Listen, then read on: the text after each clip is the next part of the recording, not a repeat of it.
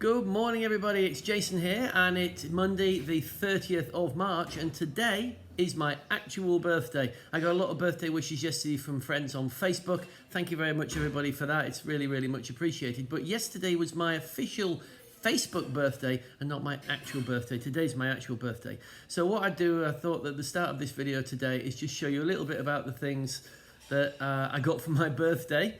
So the reason that I'm showing you my birthday present is not because I'm a complete narcissist, it's partly because they're relevant to the enterprise of digging for Antigua and the thing that I've been doing for the last 9 days or so. So let me just switch the camera around and let's have a little look. The underlying theme of my birthday presents this year is, can you guess?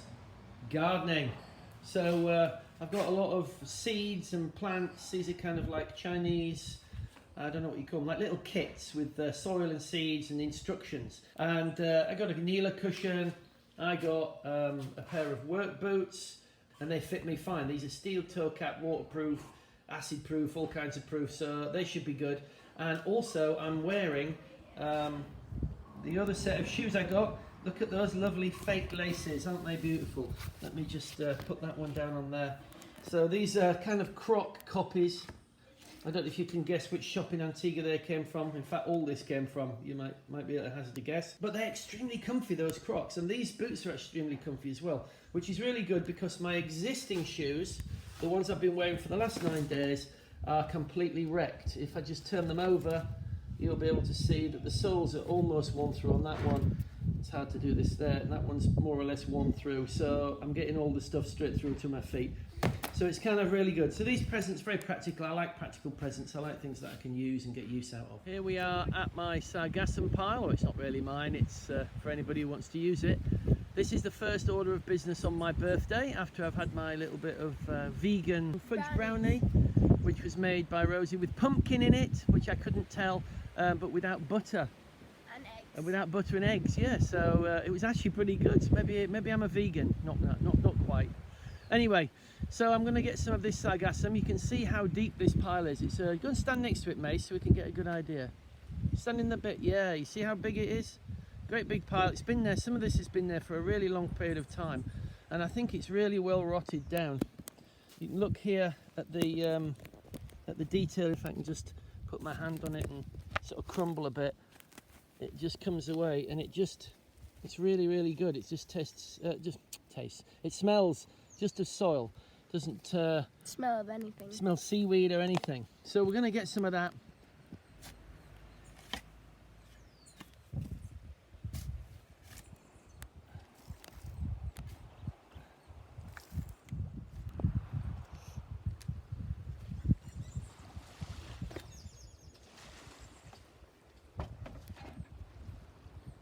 Back at the ranch again with the 3 small containers, 1 big container of sargassum compost, a big broken container of horse manure, and a close-up detailed look of the rows, which have been dressed with those 2 things. See, it looks a lot better now. We've had a bit of rain this morning as well, so these rows have been dressed, and then that's the next little path, and then this one hasn't. And then this is the end of where it's dressed here, and then this is the unimproved soil. This is the worst soil in the garden, this little strip here. It's very wet, about a foot below this clay subsoil kind of stuff. It's not really decent topsoil, it's kind of very clayish, sticks together. I keep saying clayish, I don't think that's the right word. It's clay but very little organic matter in it. And this is definitely going to see some improvement, I think, with that. I also had some topsoil from further in the garden. This is a little close-up of the area where I'm taking topsoil from. I don't know if it's easy to see on the video, it's not very good for me on the screen, but this is much better soil than the clay stuff over there. So we're going to add a layer of this, a few inches of that, and then then top dress that with the compost from the sargassum and from the horses, and then just dig it in a little bit. And just another little shot of the whole thing. You can see I've got 5 posts in now. So that's where the fence is going to be to keep the dogs out. And then here, you see I've marked out a little area here. I'm going to have a grassy sort of corridor so I can get in. I'm going to put a door there. So there's going to be another post on those 3 corners there. And then I'm going to extend it a little bit, put not a roof on, but just some cross beams going across from, say, right to left. And then put some of that netting over just to shade it. as and when that's necessary. 4:30 in the afternoon, and I've had enough of digging for the day, doing quite a lot, and I thought I'd come and plant some of these Chinese kits, these Chinese plant kits. So we've got mimosa, sunflower, what's this, rosemary, jasmine, 5-spice jasmine, cucumber of some sort, and tomatoes of some sort. They've got all this supposedly organic but artificial looking composty stuff.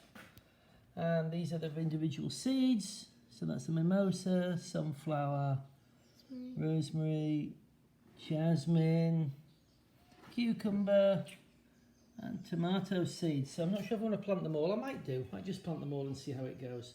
Be quite nice to have the cucumbers and the tomatoes anyway. The flowers would be nice. So I'm going to give that a go. Water it in, it says, and then add the seeds, and then that's it. A little addendum to the potting or the sowing of these seeds from these Chinese seed kits. This stuff is pretty cool. It's artificial, but there aren't very big holes in the bottom of these pots, so when I filled them up with water it didn't really drain out very well. So what I did was I emptied all the gubbins out into a bowl, used the scissors to make a slightly larger hole, and then used a bit of filter paper to block up the hole, put it all back in. Now they're all slightly different grades of potting material, slightly different grades. So what I did was I put the right stuff back in the right pot. So hopefully that will be good. I'll do just a little bit of a close-up of the seedlings as they're growing. See, this one's getting its secondary leaves, which that one probably need pricking out soon. And another couple came through overnight. It's actually the 31st of March now. See these two that came in overnight? The one on the right seems to be upside down, which I didn't know was possible, but for some reason the roots are sticking up and the cotyledons inside. So I'm going to try and pick that one out now and re-pot it.